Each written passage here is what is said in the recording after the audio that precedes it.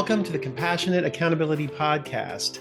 I'm Nate Regier, and this is where we explore what it really means to lead with both compassion and accountability without separating the two through the real journeys of leaders who have lived it.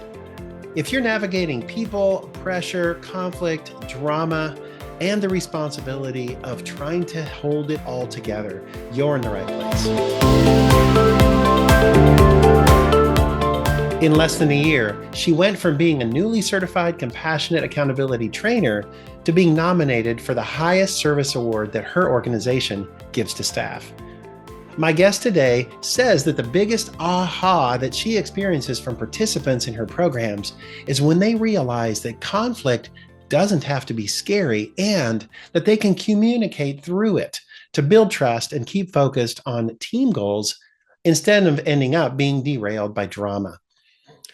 Kristy Westphal Thomas is the Training and Development Manager at Western Carolina University. She holds a Master's of Education in Training and Development from NC State University and has been leading L&D initiatives for about a year. Her journey into higher education began in 2013 when she started working at a university and discovered the transformative power of learning, first enrolling in community college and then spending 9 years earning her associate, undergraduate, and master's degrees. Along the way, she earned her HR certification in 2018 and developed a deep passion for professional and organizational development. Next Element's compassionate accountability tools are central to Kristy's vision for leadership and culture transformation at Western Carolina. She has seen these tools make a meaningful impact with faculty and staff across the campus. And in 2025, WCU was recognized by Forbes magazine as North Carolina's best place to work and number 3 in the entire nation. Kristy is also a proud mom to Jake and Carolou, both college students, and is married to her husband of 8 years, Dr. Brian Thomas. Kristy, welcome to the Compassionate Accountability Podcast. I'm so glad to have you here. Yeah, thank you so much, Nate. I am very happy, excited, and a little nervous to be here, if I'm honest. Well, thank you for being honest. That's okay. I'm really looking forward to this conversation. And let's get it kicked off with just, will you tell us a little bit about who you are and what you do at Western Carolina University? Yeah, so I am the Training and Development Manager, the one and only, at the university here in Western North Carolina. We essentially have about 1,600 employees, both faculty and staff, that go through the programs that I offer, depending on if they are on a certain track, if they want something to add to their yearly review, performance management, evaluations, things like that. So that's essentially what I do. I facilitate everything on campus to all of the adults that are not students. Here. Wow. So you touch a lot of different parts of the organizational development strategy, and I'm excited to get into that in a little bit. So stepping back, based on your experience, everything you're doing there, what would you say is one of the more significant people-related challenges that you see and that you deal with every day? In the grand scheme of things, it's communication.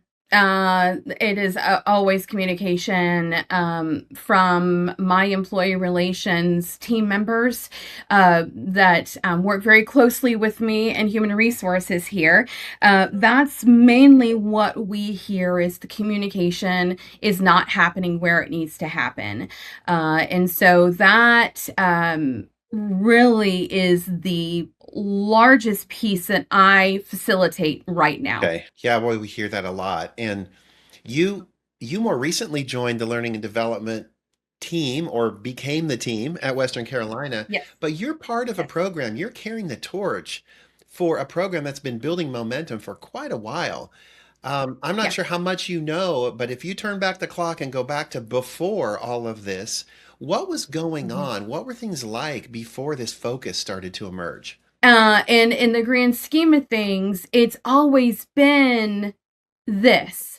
it's always been communication. It's always been the connectivity between us as not only coworkers, but as human beings, those touch points, and everything. And that's what I gathered and have been gathering for the last at least 6 years, that I've had the pleasure of, shadowing. I unfortunately don't know what the issues or the university atmosphere, if you will, was before me, but I do know that that connectivity and everything has always been very, very strong, and one of the things they wanted to grow here on Yeah. campus. Well, so going back to communication as kind of the main people related challenge, what Hmm. are some areas where you see communication when it doesn't go well? What are some of the problems that it can cause in your environment? Drama, number Yeah. one, right? Always drama. The breakdown of relationships, we've that has been something that I have seen. I have also lived through Yeah. myself. Um, the with the breakdown of the relationships, the trust leaves. And, can I now trust that person to go off and complete what they need to complete? Do I need to watch that person more closely so that micromanagement might start coming into play, and things like that? So that's really the biggest thing that I hear continuously from me personally, but also continuously on campus.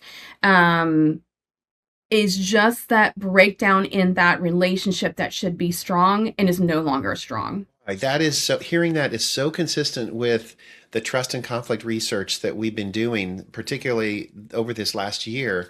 And when we ask Mhm. people, leaders, what is the number one consequence when conflict turns to drama and gets mismanaged, and they say trust breaks down, teams don't work well together, and then Mhm. relationships fall apart. And it Yeah. sounds pretty consistent. You're not alone for sure Mhm. in the Yeah. consequences that you experience. Mhm. Well, you're trying to do something about it, obviously. Yeah. And Yeah. I'm curious, could you describe what is the impetus? Why is your department invested in Next Element's compassionate accountability framework and tools for learning and development? Like, why is it a fit for you? It's a fit because it works. Because since I've been doing this, I started shadowing my predecessor, like I said, 6 years ago. And I have seen it work time and again, time and again, time and again. And that is the reason why we continuously we're adding more trainings. We're all the offerings that we're doing. I've doubled just in the last 3 months now. And so because it works, people are getting excited about it. But there are people coming out of the woodwork who are like, wait a second, we need that. I want to do that. And so that's really it. It works. It just works. It's worked for us. We see the value in it. I don't know that there's ever a time where there isn't a value. I feel that there is, when people leave from those trainings, the looks on their faces, you can see the wheels start turning, things like that, and they're going out and they're using it. And that's the biggest thing is I want to make sure that not only am I facilitating, but and teaching and everything else, but I'm also connecting. And I want to make sure that through that connection, then they're going off into their own areas and connecting with their people through it as well. Well, you highlighted two things I really want to lift out for anybody Yep. listening who is internal learning and development, HR, people, culture. Is first thing you said is people want to do it. The word on the street is that this works. And so Yes. often learning and development is charged with, oh, you need to execute this strategy or you need to get all middle managers through this training.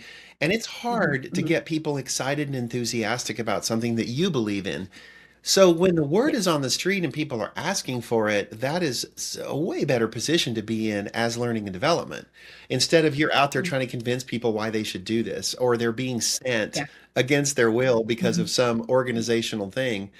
Um, Yes. and the other thing you talked about is practical utility and Mhm. that it works and that people are leaving with the gears turning and leaving and going using things.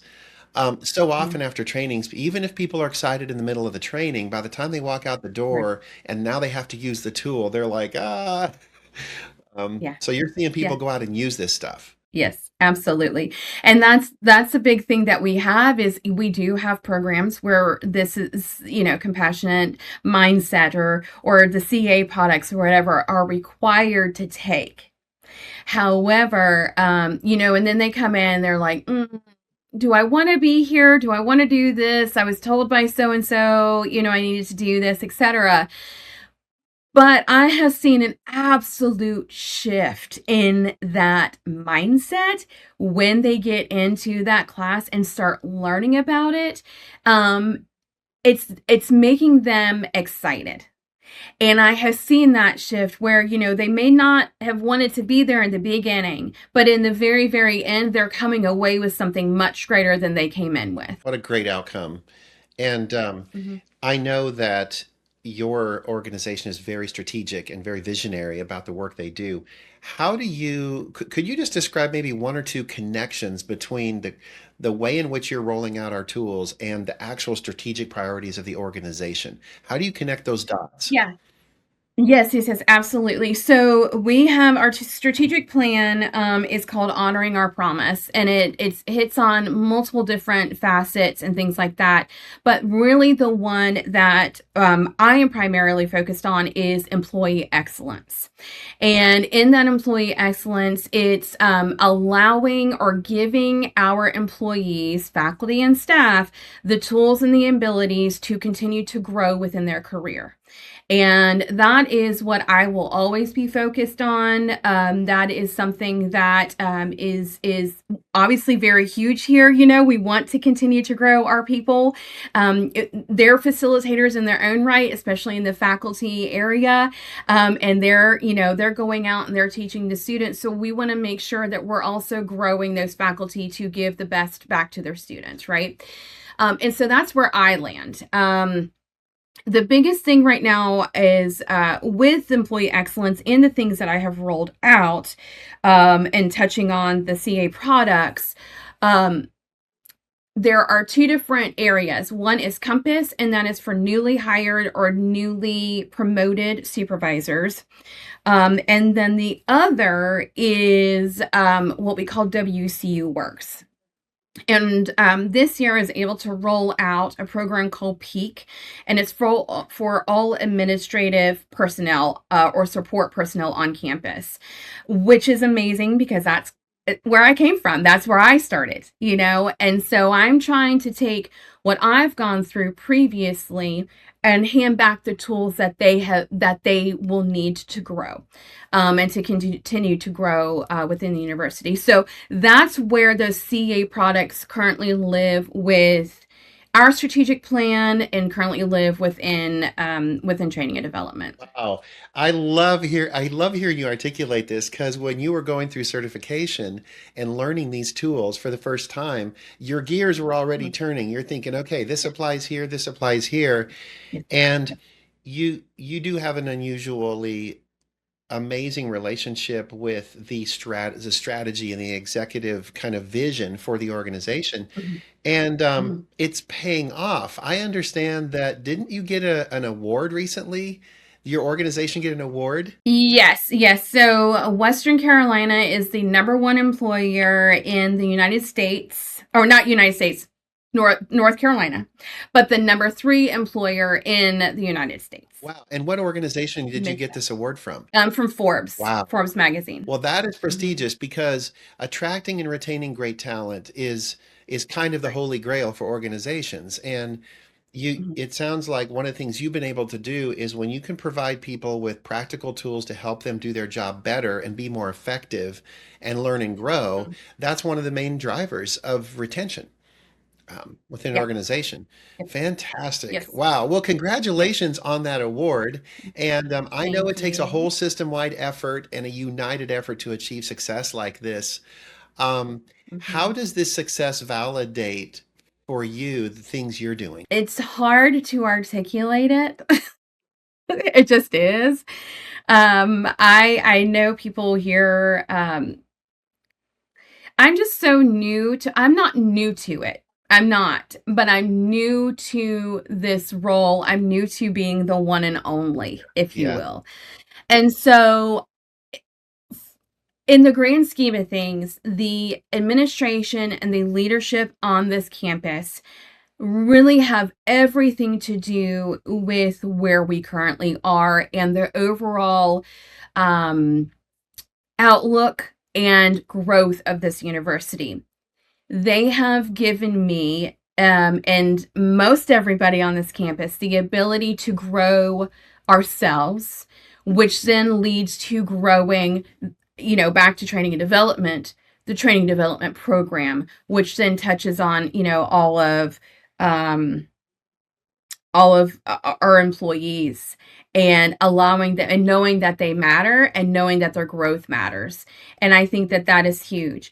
Um, since we've last talked, I have been nominated for a very, I'm not going to say prestigious, Yeah. I guess on campus it's pretty Yeah. prestigious, but it's because of what I am doing on campus and growing this program into something that hopefully continues to grow and flourishes, but something that the campus hasn't seen before. Wow.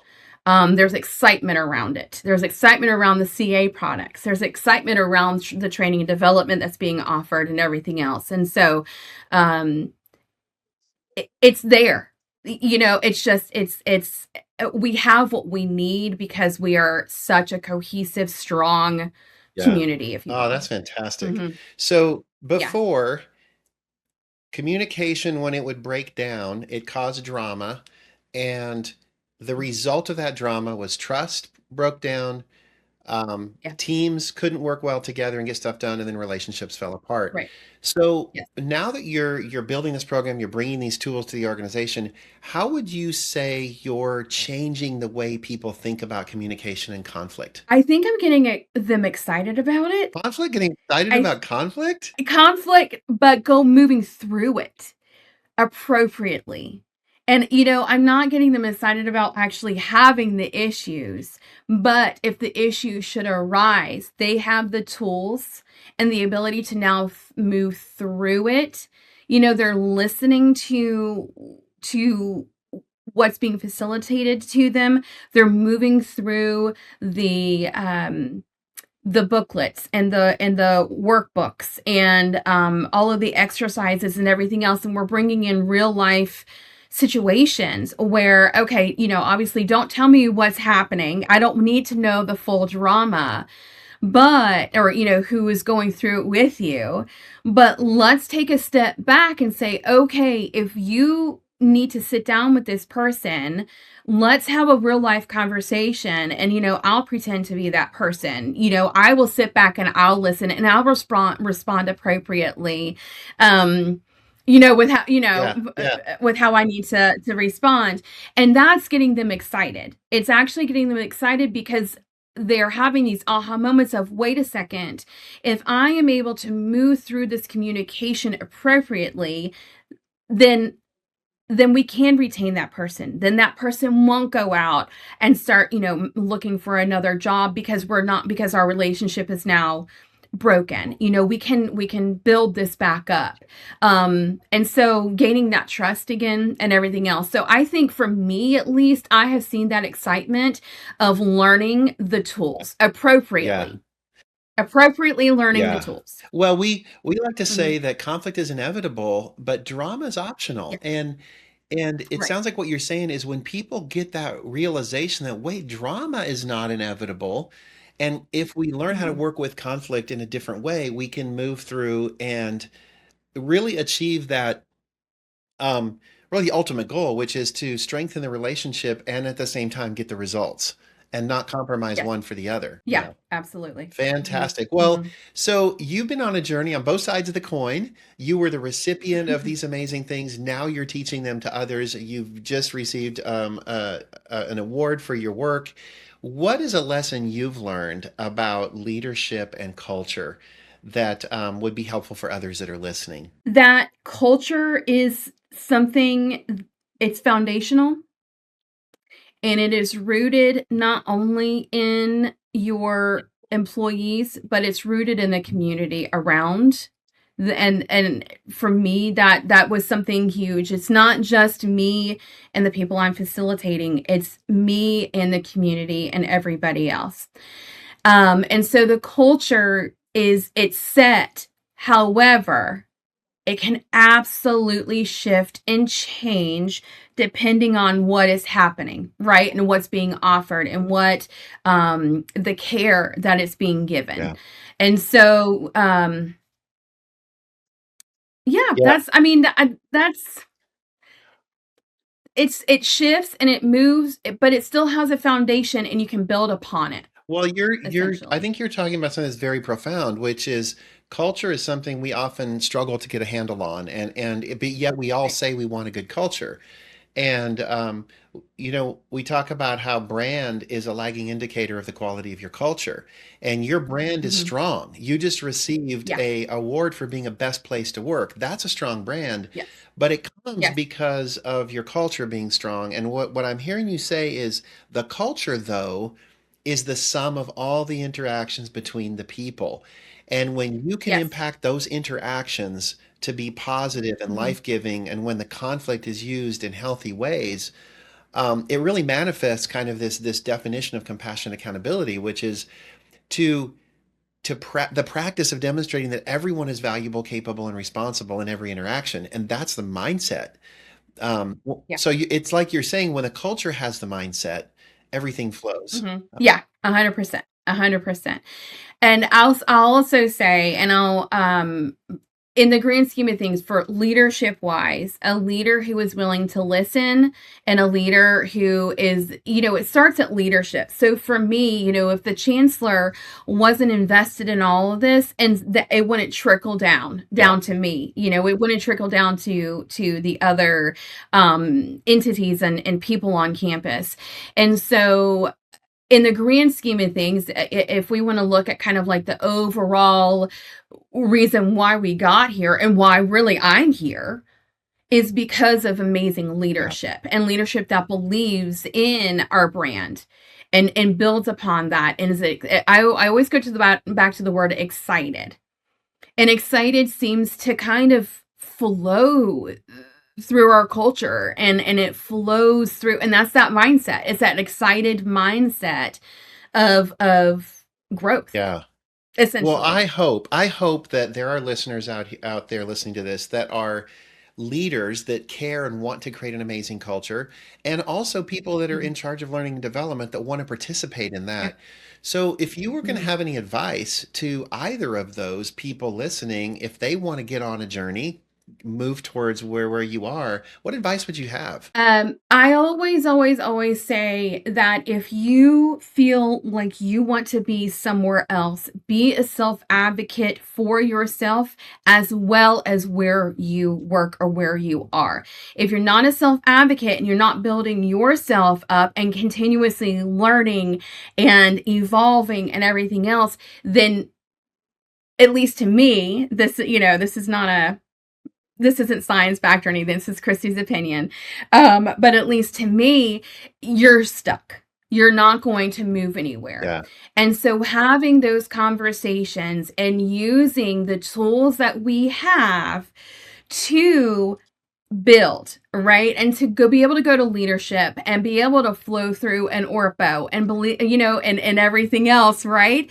And be able to understand who that person is as a person, not necessarily as a leader, but as that person, as that human.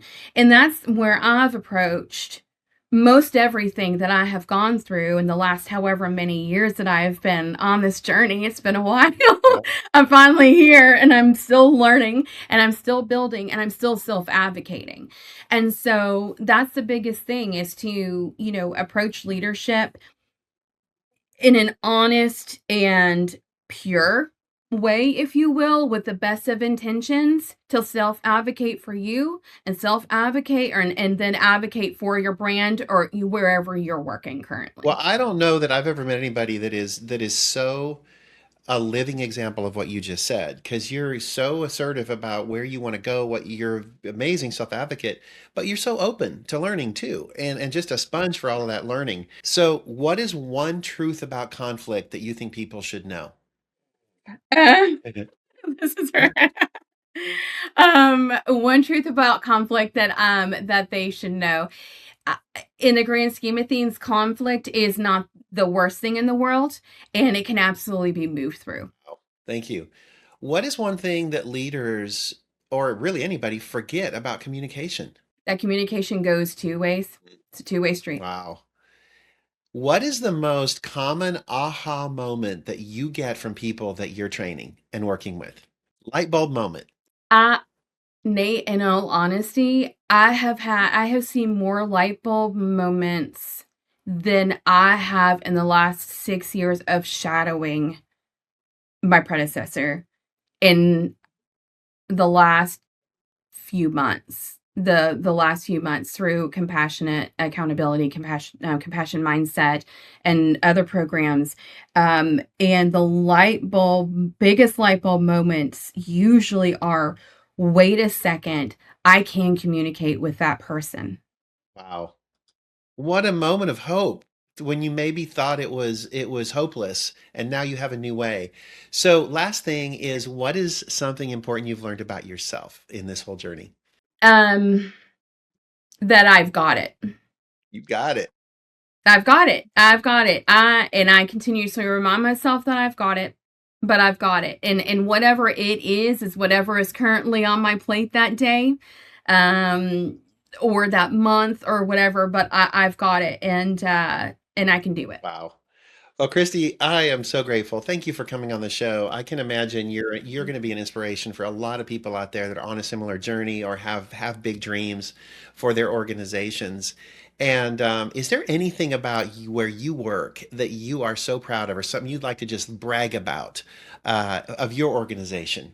Yeah, well, there's a lot of things. We don't have enough time for all of it, but I'm gonna go back to this. I have had the pleasure of working with our Chancellor Kelly Brown. She started in 2019, and I worked very closely with her. And we have a very good working relationship, and she trusts me in many, many things. In the grand scheme of things, I honestly think that having that leadership and having the trust of when things are not going down the pipeline to me, but going up the pipeline to her, that she is willing to say yes because she trusts. And that's huge. That is absolutely huge. She is a people builder. I'd like to think that I'm a people builder, maybe not to the extent of a chancellor, but the inspiration that she gives to this community and the brand of Western Carolina University, and really outside these university walls is huge. And she will always be that inspiration, I think, here at Western for sure. Well, they are so lucky to have you, and you're lucky to work in an organization that believes in compassion and accountability as part of the culture. If people want to get a hold of you, where could somebody come learn more about you or get in touch? Yeah, absolutely. So you can find me if you go to wcu.edu, the professional development page through human resources. You can find my contact information there. You can find out way more about professional development and what I offer. You can also email me. It's kwestphal@wcu.edu. I am a very busy person. However, I'm very good with email, so I'll respond pretty quickly. But yeah, Yeah, that's really it. But the biggest piece is the website, for sure, the professional development website. Wonderful. Well, thank you so much Yeah. again for being on this podcast. And I wish you so much good fortune and continued success in your work. Awesome. Thank you so much, Nate. I appreciate it. You've just been listening to the Compassionate Accountability Podcast. I'm Nate Regier, and in this episode, we've experienced the enthusiasm and satisfaction when internal learning and development gets to share communication and conflict tools that make an immediate and profound difference in an organization. With support from top leadership and a consistent commitment to excellence, Kristy Westphal is helping Western Carolina University attract and retain the best talent in the region by teaching them how to communicate with compassionate accountability. If this episode resonated and you want to learn more about building a culture where compassion and accountability coexist, please subscribe on Apple Podcasts, Spotify, YouTube, or wherever you listen. You can also rate, review, and share the podcast to help us reach more listeners. And if you'd like to learn more about compassionate accountability or connect with us directly, give us a visit at next-element.com. Thanks for tuning in, and we'll see you next time.